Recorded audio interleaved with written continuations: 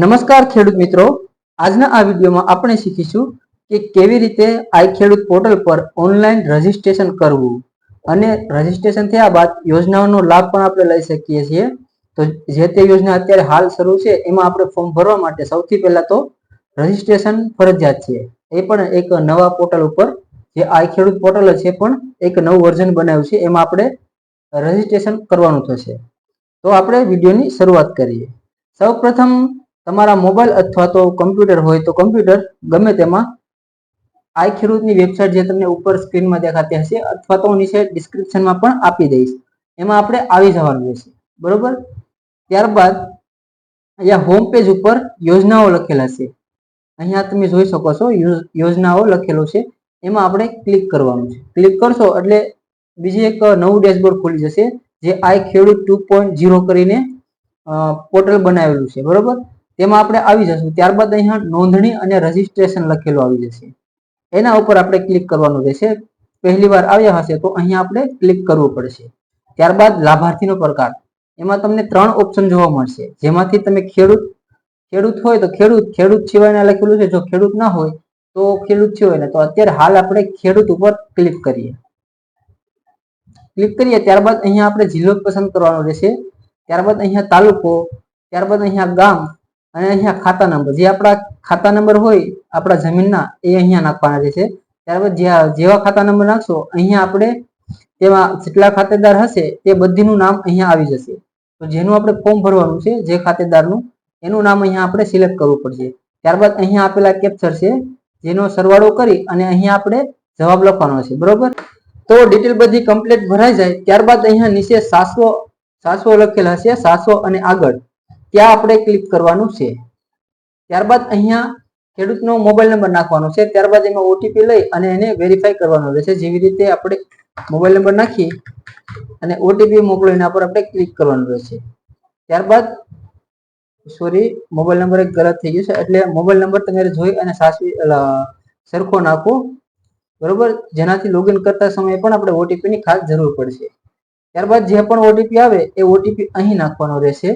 ત્યારબાદ તમારી રીતે અહીંયા પાસવર્ડ બનાવવાનો રહેશે. તો ઓટીપી આવ્યો છે, ઓટીપી આપણે પેલા એન્ટર કરી લઈએ. ત્યારબાદ અહીંયા પાસવર્ડ તમારી રીતે જે પણ નાખવો હોય એ તમે નાખી શકો છો. પાસવર્ડમાં સ્મોલ અક્ષર, મોટા અક્ષર, ત્યારબાદ લેટર નાખવાના રહેશે અને કોઈ પણ સ્પેશિયલ કેરેક્ટરનો અક્ષર નાખી દેવાનો રહેશે, જેનાથી તમારો પાસવર્ડ સ્ટ્રોંગ બની જાય. તમને ખ્યાલ જ હશે કે કઈ રીતના પાસવર્ડ બનાવો. હું એક્ઝામ્પલ પર આપી દઈશ નીચે ડિસ્ક્રિપ્શનમાં, ત્યાં તમે જોઈ લેજો કે કઈ રીતના પાસવર્ડ બનાવવો. તો હું પાસવર્ડ એન્ટર કરી લઉં. સ્ટ્રોંગ પાસવર્ડ બનાવવો પડશે એટલા માટે વેરી સ્ટ્રોંગ પાસવર્ડ. બરોબર, એ રીતના આપણે પાસવર્ડ બનાવી લેવો, જેમાં નાના અક્ષર, મોટા અક્ષર, પછી ડિજિટ આવશે અને કોઈ સ્પેશિયલ કેરેક્ટર આવશે, જેવું કે ધ ગ્રેટ, હેશટેગ ગમે તે તમે નાખી શકો છો. ત્યારબાદ અહીંયા પણ કેપ્ચર આપેલ હશે. જે કેપ્ચર આપેલા હોય એ કેપ્ચર અહીંયા આપણે એનો સરવાળો કરી અને નાખી દેવાનો. ત્યારબાદ સબમિટ કરો, એના ઉપર આપણે ક્લિક કરવાનું છે. પાસવર્ડ મિસમેચ થાય છે તો ફરીવાર હું પાસવર્ડ એન્ટર કરી લઉં. વિડીયો બનાવવામાં પાસવર્ડ મિસમેચ થઈ જાય. ત્યારબાદ અહીંયા આપણું રજીસ્ટ્રેશન સક્સેસફુલી થાય ત્યારબાદ અહીંયા આપણે રજીસ્ટર મોબાઈલ નંબર વડે આપણે લોગિન કરવાનું રહેશે. જેવું લોગિન માટે તમને 2 ઓપ્શન આપ્યા છે. જો પાસવર્ડ વડે પણ લોગિન કરી શકો છો અને ઓટીપી ના માધ્યમથી પણ લોગિન કરી શકો છો.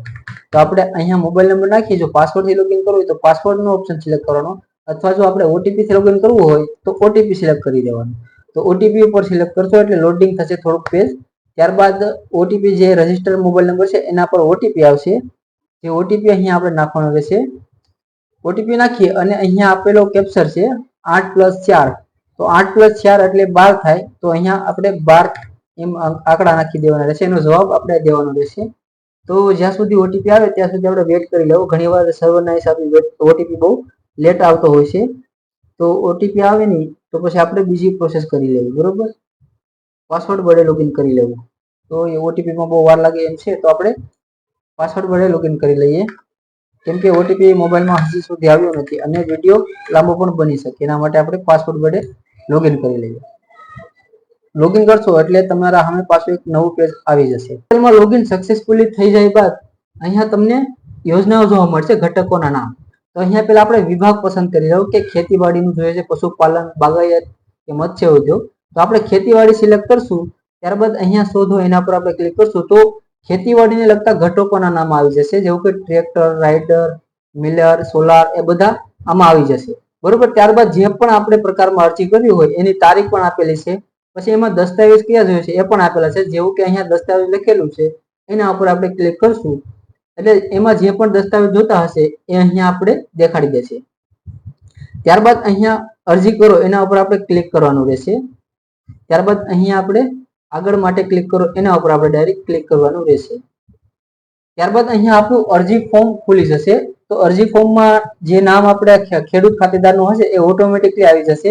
ત્યારબાદ તેનું અહીંયા મોટા બોક્સમાં જઈને અહીંયા આપણે એનું સરનામું લખવાનું રહેશે, પૂરેપૂરું સરનામું લખી દેવાનું. ત્યારબાદ અહીંયા પિનકોડ આપી દેવાનું છે અને ઓટોમેટિકલી જિલ્લો, તાલુકો અને ગામ બધું સિલેક્ટ થઈ ગયેલા છે. ત્યારબાદ અહીંયા લિંગ એટલે કે આપણું જેન્ડર સિલેક્ટ કરી લેવાનું. ત્યારબાદ અહીંયા આપણી જાતિ, જે પણ જાતિ લાગતી હોય તે સિલેક્ટ કરી લેવાની. ત્યારબાદ આપણે થોડાક સ્ક્રોલ કરી અને ઉપર આવી જવાનું. ત્યારબાદ અહીંયા ઈમેલ ફરજિયાત નથી, અહીંયા લખેલું છે દિવ્યાંગ છો કે કેમ.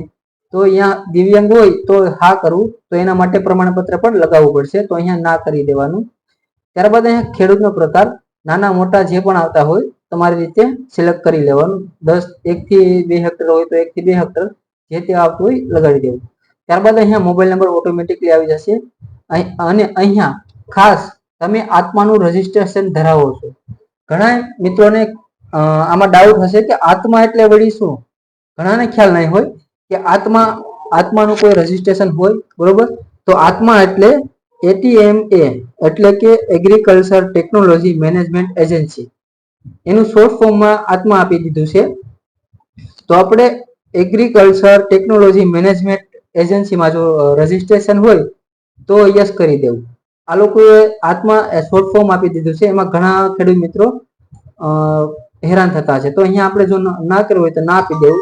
તમે સરકારી મંડળીમાં સભ્ય છો હોય તો હા, નકર ના. અહીંયા પછી બીજા ઓપ્શન ડિસેબલ થઈ જશે. બરોબર. શું તમે દૂધ સરકારી મંડળીના સભ્ય છો તો હા હોય તો હા, ના હોય તો ના કરી દેવું. ત્યારબાદ અહીંયા આધાર નંબર નાખવાનો રહેશે. ત્યારબાદ આપણે સેવ એન્ડ નેક્સ્ટ ઉપર ક્લિક કરવાનું રહેશે. તો અહીંયા આપણે સેવ એન્ડ નેક્સ્ટ ઉપર આપણે ક્લિક કરશું એટલે આપણે બીજું પેજ ખુલી જશે, જેમાં આપણે બેંકની વિગતો નાખવાની છે. અહીંયા બેંકનો IFSC કોડ, અને જો IFSC કોડ ન ખબર હોય તો બેંકની પાસબુક હોય એના ઉપર પ્રિન્ટ કરેલો હોય છે એ નાખી દેવું.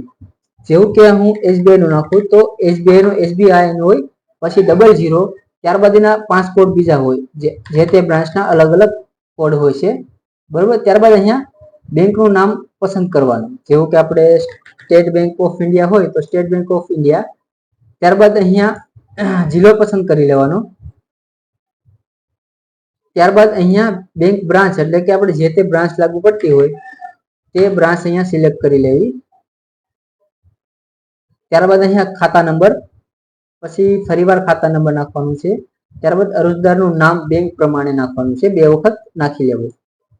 તો જેવું કે અહીંયા આપણે ખાતા નંબર નાખી લઈએ, પછી ફરીવાર પણ આપણે ખાતા નંબર નાખવાના રહેશે. તો અહીંયા ફરીવાર આપણે ખાતા નંબર નાખી લઈએ. તો ખાતા નંબર અને જે બેંક પ્રમાણે નામ છે તે પ્રમાણે જ આપણે નામ નાખવાનું. તો અહીંયા જે પ્રમાણે બેંકમાં નામ હોય એ પ્રમાણે આપણે નામ નાખી દઈએ. ત્યારબાદ ફરીવાર આપણે નામ નાખી લઈએ. ત્યારબાદ આટલી ડિટેલ ભરાઈ જાય ત્યારબાદ અહીંયા સેવ એન્ડ નેક્સ્ટ ઉપર આપણે ક્લિક કરવાનું છે.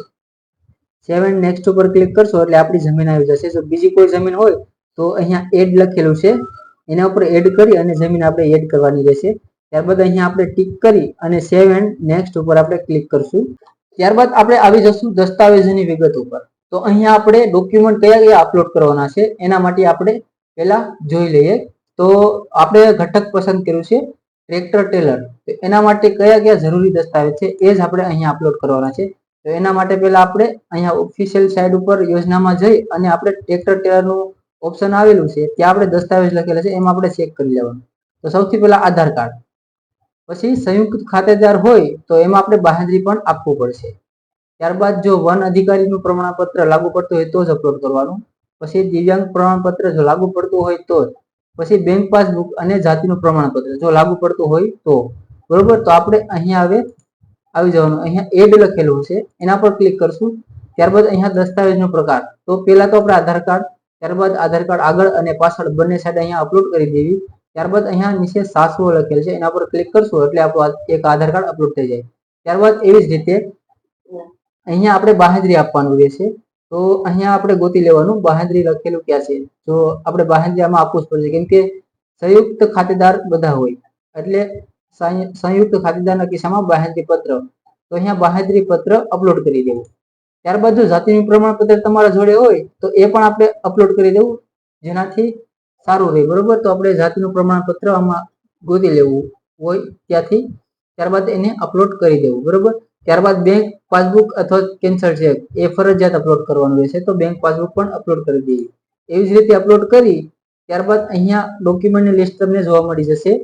ત્યારબાદ અહીંયા સબમિટ ઉપર ક્લિક કરી દેવાનું. સબમિટ ઉપર ક્લિક કરશો એટલે તમારો અરજી નંબર જનરેટ થઈ જશે અને ત્યારબાદ એનું સ્ટેટસ પણ આપણે ચેક કરી શકીએ, બરોબર. તો આજ માટે આટલો વિડીયો. હવે આપણે મળશું એક નવા વિડીયો સાથે.